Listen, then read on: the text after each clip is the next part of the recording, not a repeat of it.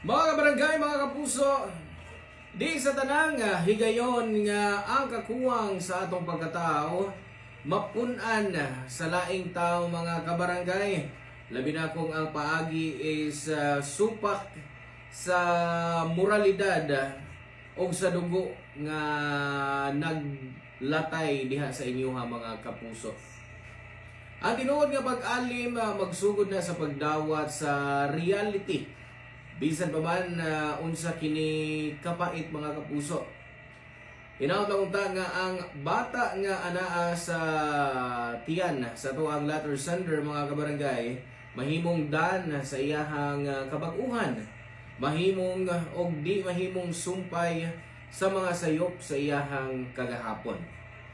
And lastly, atong inumduman mga kapuso nga ang sayop mahimong bridge sa tuang mga pagbag-o, sa tuang pagkat-on. Basta di na lang kinibalikon o kanibitang magtinarong na ta sa tuang kinabuhi, labi na sa ikaduhang tsansa nga gihatag sa atua.